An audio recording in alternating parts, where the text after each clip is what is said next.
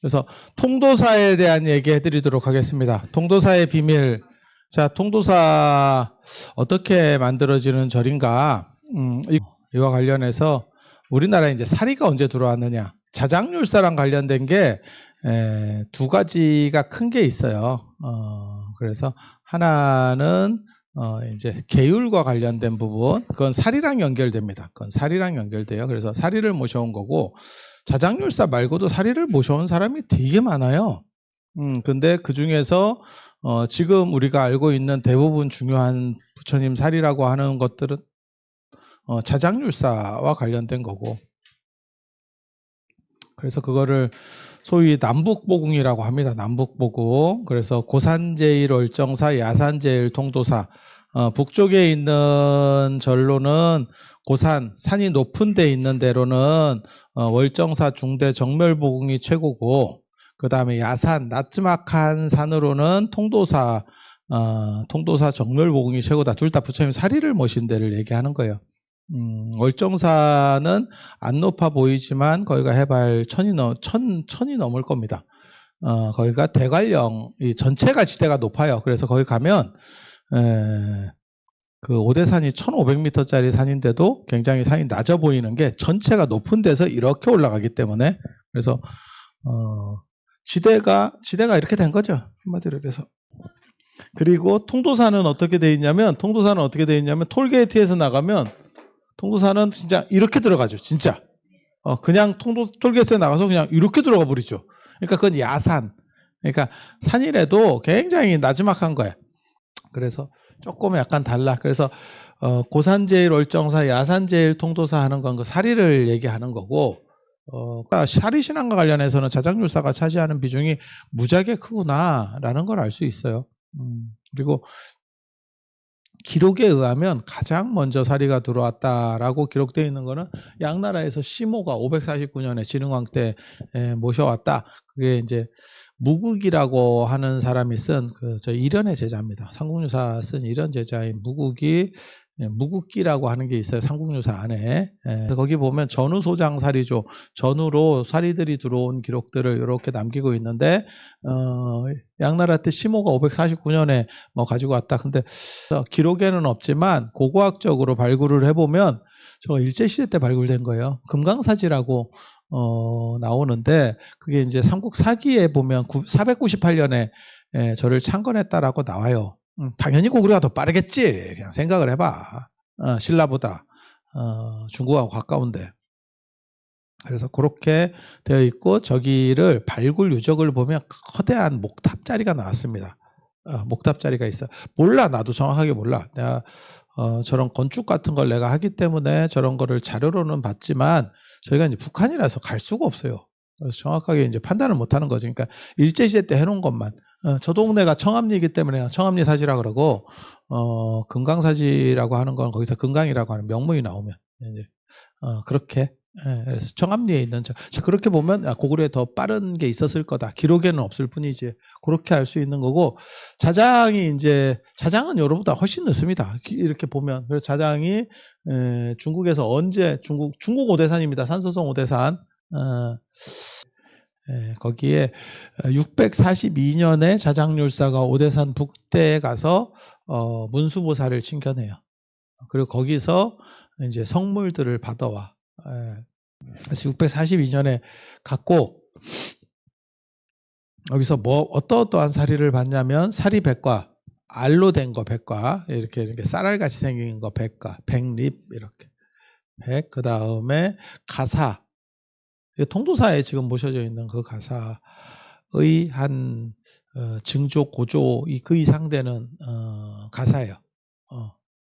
그래서 저거 언제 쓰냐면 자작률사 통도사랑 관련된 창건 기념 아니면 자작률사 달해제, 통도사 언제 만들었는지 정확하게 모릅니다. 지금 현재 창건 기념일은 계산대제 이래서 9월 9일이라고 돼 있는데 9월 9일이 중양절이에요. 9월 9일. 그래서 이게 날짜를 모른다고 할 때 대부분 9월 9일을 씁니다. 그래서 자작률사랑 관련된 어떤 추모제, 달해제 이런 것도 했었을 걸로 추정을 합니다. 지금은 언제인지 알지 못해요. 그런 거 할 때 이제 꺼내 놓는다고. 큰 행사 때 저런 가사. 그다음에 여기 자작률사 가사도 있어요. 통도사에 가면 자작률사가 나 이게 둘 다 진짜라고 생각을 하는 사람이거든요. 둘 다 진짜라고 생각을 하는데 근데 그게 오래 시간이 지나면 비단으로 된 거는 그냥 냅둬도 가끔 1년에 한두 번만 펼쳤다 덮었다만 하더라도 몇백 년이 흐르면 다 사가버려요.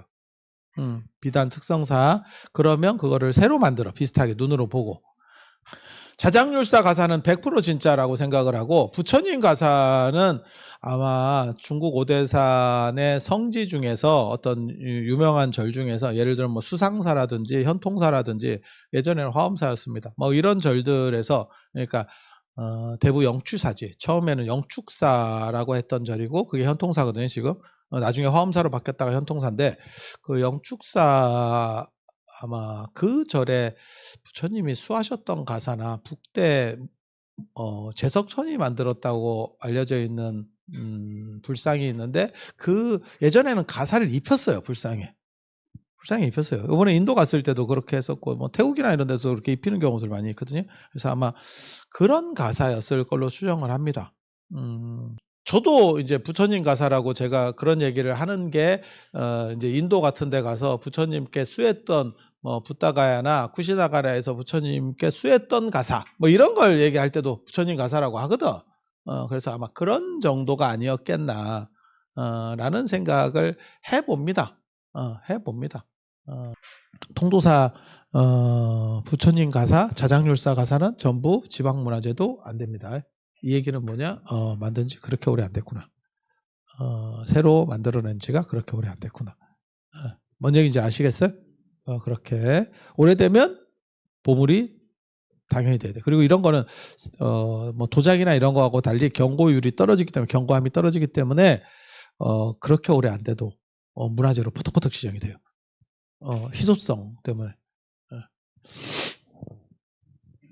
그래서 사리 모셔왔고 사리 그 다음에 가사 그리고 사리 종류가 또 여러 가지가 있어요. 여기 보면 정골사리 두골 정골 머리뼈 치사리 얘기가 또 나옵니다. 치사리 손가락사리 얘기가 나옵니다. 손가락사리 그리고 주패금엽경이라고 폐업경 얘기도 나옵니다. 폐업경 얘기. 인도식 그 가로쓰기로 되어 있는 이렇게 길게 되어 있는 책. 제가 예전에 저도 갖고 있는데 그거 안 보여줬나? 옛날에 보여줬었는데 이렇게 넘기는 책이 있어요. 그래서 뭐 그런 식으로 그래서 정골사리가 통도사에 모셔져 있다라고 얘기하는 거고 이건 나중에 사리가사 사정양록에도 나옵니다. 그리고 이중안의 택리지에도 이 얘기가 나와요. 그리고 치사리는 임진왜란한테 왔다 갔다 하는 과정에서 지금 건봉사로 옮겨진 게 건봉사 가면 치사리. 예. 손가락사리로 제일 유명한 사리는 전 세계에서 완탑을 달리는 부처님 손가락사리 여기 요사리 중국 당나라 때 장안 법문사에 모셔진 사리죠. 요사리. 그래서 아마 그 손가락뼈 사리가 유행을 해서 이 이야기들도 존재하는 게 아닌가 싶어요. 그러니까 이게 아무튼 중요한 사리예요. 중요한 사리. 그리고 모든 중요한 사리는 뼈로 된다. 그 얘기 해드렸고 구슬로 나오는 거는 다 시대가 떨어지는 사리. 뼈가 완판으로 나오면 시대가 올라가는 거예요. 그렇게 시대 구분을 하면 돼. 그 다음에 언제 귀국을 하냐면 643년에 귀국을 해요. 이듬해 오대산 갔다 왔다 이듬해 이렇게 이것도 내가 밝힌 거야. 처음에 사람들은 뭐냐면 중국에 갈 때 오대산을 들렀다 이렇게 자꾸 주장을 했는데 내가 이걸 다 찾아냈다고. 그래서 맨 마지막에 들렸다 오는 거예요. 여기서 장안까지 갔다가 다시 이렇게 돌아오거든요. 그래서 643년에 귀국을 해가지고 644년에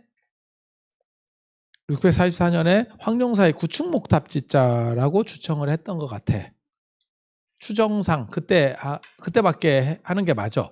왜냐하면 645년에 황룡사 찰주를 세워. 찰주는 뭐냐면 목탑이 이렇게 있으면 중간 기둥 세우는 거야. 요거 세우면 한 절반은 된 거야. 저거 완공되면 큰일은 그러니까는 작업 공정은 한 30% 된 건데 제일 중요하고 힘든 거는 끝낸 거야. 이해가 됩니까? 목탑이 어떻게 되냐면 이게 중간에 찰주고 중간에 기둥이 동서남북으로 4개가 더 있어. 그걸 사천주라고 그러는데 그렇게 해서 이 기둥이 힘을 받고 이렇게 갈비살 같이 나가면 거기다가 1층, 1층, 1층 이렇게 올리는 거야. 예. 근데 저걸 누가 작업을 했다라고 얘기하냐면 백제 장인 신라에는 기술이 떨어져 가지고 저 80m짜리를 올릴 수가 없어요. 순수 나무만 써야 되거든. 순수 목조 원물로 80m짜리가 저 당시 세계 최고거든.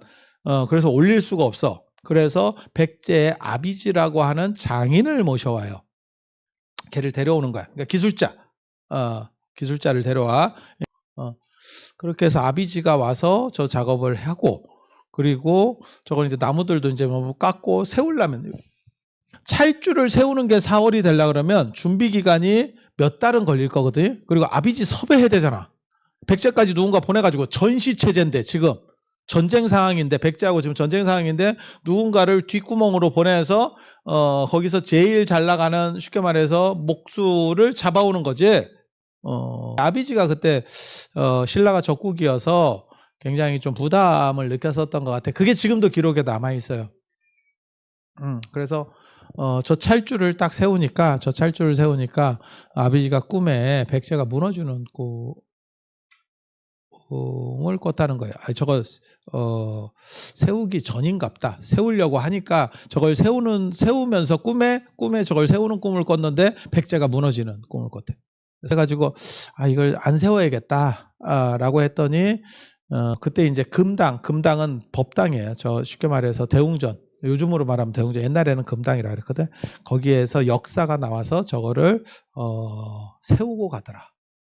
전설 같은 얘기예요. 그 기둥을 세우고 가더라. 그래서 이게 부처님의 뜻이다라고 당신이 생각해서 아비지가 생각해서 이 공사를 계속 진행을 했대. 그리고 저거를 이제 황룡사 구층목탑을 지은 뒤에 불력이 부처님의 에너지가 쫙 올라오면서 결국 신라가 통일을 하고 백제가 병탄이 됐다. 이제 이렇게 되는 거거든. 그래서 643년에 돌아와서 아마 644년쯤에 초쯤에 상반기쯤에 얘기했던 것 같아요. 그리고 그걸 종남산 원향선사한테 들었대. 원향선사라는 사람 누군지 몰라요. 근데 그 양반이 수행을 하는 사람인데 자장률사한테 그렇게 얘기했대. 돌아가서 황룡사의 구층목탑을 세우면 국론이 통일되면서 고구려나 백제 주변 국가들을 물리칠 수 있을 것이다. 이렇게. 그리고 또 한 가지는 중국 뭐 태화지 용이 그런 얘기를 해줬다. 뭐 이런 썰이 있는데 그거는 뭐 나중에 전설로 되는 것 같아요. 왜냐면 찰주봉기에 장안의 종남산에서 원향선사에게 들었다 이렇게 나오는 걸로 봐서 그게 더 신빙성이 있습니다. 그래서 요때쯤에 요게 이제 자장률사가 이거를 주청하는 이유가 자장이 외국 유학을 한 6년 동안 했거든요. 그러다 보니까 자장 아버지가 굉장히 높은 사람이에요. 자장률사 백그라운드가 엄청 좋습니다. 그래서 자장률사가 출가해도 속태에서 재상급으로 안 들어올래요. 그 태보라고 하는 건데 재상급이에요. 안 들어올래요? 뭐 이런 얘기들이 나오는 게 무지하게 세. 귀족 집안에서 그 지분이 엄청나게 센 거야. 이해가 되십니까? 그래서 원래 자장률사가 진골 중에서도 대단한 진골인데 6년 동안 자리를 비우고 당나라에 유학 갔다 오니까 지분이 없어졌죠. 그래서 알력이 있었어. 귀족 집단 안에서. 그래서 자장률사가 황룡사로 못 들어간다고. 그래서 분황사에서 뱅뱅뱅 돌아요. 그리고 황룡사에 들어와서 법문할 때 감노이적 막 이렇게 자욱한 안개가 끼면서 감노가 내려 이렇게 법문을 하는데 그래서 그런 걸 보고 사람들이 저 사람은 손대면 안 되겠다 라고 해서 이제 물론 자장률사가 딸을 당해요. 그런데 그 자장률사가 결국 선덕여하고 짝짝꿍을 해서 밀고 들어가. 그래서 황룡사 2대 주지가 되고 거기서 2대 주지라고 하는 거는 아마 진흥왕 때부터 주지를 따진 게 아니고 선덕여왕 때 그 앞에 자장 앞에 있었던 게 환희사예요. 환희 그 다음에 자장 이렇게 그렇게 해서 들어가고 그래서 선덕여왕이 자장률사를 돌아오라고 한 거거든. 또 돌아와서 나를 도와주세요. 이렇게 얘기를 하는 거야 자장률사한테. 그때 자장률사는 중국에서 당태종하고 당고종 이치랑 친해. 그러니까 당나라 세력을 이렇게 끌어들일 수 있는 게 자장률사예요. 그러니까 지금 여기 귀족들이 내 말을 안 들어. 그래서 당나라를 끌어들이려고 자장률사를 귀국해서 나를 좀 도와주세요 라고 하는 거고, 그래서 선덕여왕이 막 밀어붙이고 자장률사가 이적을 보여서 황룡사로 들어가. 결국 황룡사를 장악하는데 제대로 장악이 안 되는 거예요. 들어는 갔는데 주지까지 됐는데도 장악이 안 돼. 이해가 되죠? 들어간다고 다 말을 듣는 게 아니거든. 그러니까 압도적 힘을 보여줘야겠다. 그게 황룡사 구축목탑 건립이에요. 그래서 왕권도 세우고 그 다음에 내가 얼마나 센지를 보여주겠다. 그때 공사 감독자가 용수입니다. 용수. 용수가 공사 감독자예요. 그래서 용수를 끌어들이고 용수하고 자장률사하고 그 다음에 저렇게 이제 선덕여왕하고 연합을 해가지고 이렇게 만드는 게 황룡사 구축목탑. 이렇게 해서 불과 1년 만에 완공을 해. 이놈의 탑이 얼마나 빨리 완공이 되는지. 와. 645년 4월에 찰주가 만들어졌대. 그럼 아마 645년 봄에는 초봄에, 그러니까 겨울쯤에 시작을 했을 거야. 안 그러면 그 나무 같은 거는 그 작년 겨울이나 이때 했을 수도 있어. 어느 정도 이상은 재료 준비는. 그래서 아무튼 4월에 찰주가 세워졌는데 646년 언젠지는 몰라. 완공이 됐대. 그래서 이때 이제 완공하고 통도사를 지을 수 있는 유일한 시간은 요 646년 가을에서 겨울 사이입니다. 통화창관. 왜? 647년 1월 8일에 선덕여왕이 죽어요. 이때 새 세력이 있었어. 세력이. 선덕여왕 밑에 이렇게 각축전을 벌이던 새 세력이 있었어. 새 세력이. 한 명이 비담이라고 하는 사람이고, 아비담을 줄여서 한자로 해서 비담이야. 이게 상대등입니다. 요즘으로 말하면 국무총리. 국무총리. 세죠. 그러니까 어떻게 보면 귀족 화백제도의 대표. 귀족. 자장이 종교 대표예요. 자장이 불교 대표. 세죠. 세죠. 원래는 이 두 집단밖에 없어야 되는데 한 집단이 더 있어. 이 시대에는. 무장 세력 집단이 있습니다. 그러니까 전쟁을 자꾸 하다 보니까 그게 이제 결혼 동맹을 맺은 김유신과 김춘추입니다. 김유신과 김춘추. 지위로는 이 사람이 제일 높습니다. 지위로는 제일 높습니다. 그래서 선덕여왕이 자식이 없어. 자식이 없는 상황에서 가면 성골은 끊어지는 거고, 성골은 없고, 분명히 진평왕 때 뭐라고 나오냐면 성골남자가 사라져서 다 종자가 단종돼서 그 다음에 여자라도 세워야 된다. 그러니까 성별보다 피가 더 중요하다. 이게 논리였었거든. 그래서 성골남자가 다 돼서 선덕여왕을 세워야 돼 라고 말한 거예요. 그런데 이제는 성골 여자도 사라지는 거야. 그래서 그렇게 가는데 비담이 무슨 생각을 했냐면, 내가 상대등이고 진골 대표인데 다음은 난가를 했죠. 자장은 경쟁 상대가 안 돼요. 왜? 출가인이잖아. 출가인이라는 뜻은 그쪽은 포기라는 뜻이거든. 그래서 비담이 선덕여왕이 지금 이제 나이가 돼서 이제 갈라고 할 때야. 그러니까 이제 난가를 시전했는데 자장은 이제 아닌 거고. 근데 여기서 이제 난가하는 사람이 한 명 더 나온 거지. 김춘추. 그리고 비담은 군사권도 가지고 있었고, 그 다음에 상대등이고 국무총리고, 그러니까 충분히 내가 이길 수 있다라고 판단을 했어요. 그리고 분리하면 뭐다? 분리하면 선빵이다. 선빵은 50% 먹고 들어간다. 그렇게 해서 비담이 염종과 함께 난을 일으킵니다. 비담 염종의 난이라고 하는 겁니다. 일종의 약간 친위 쿠데타 비슷한 거예요. 선덕여왕을 겨냥했다기보다도 선덕여왕의 다음 후계자로서 나를 받겠다. 확정시키겠다. 요 다 절탄이 났고요. 그리고 김춘추가 결국 중대 왕실을 열면서 왕이 되는 거예요.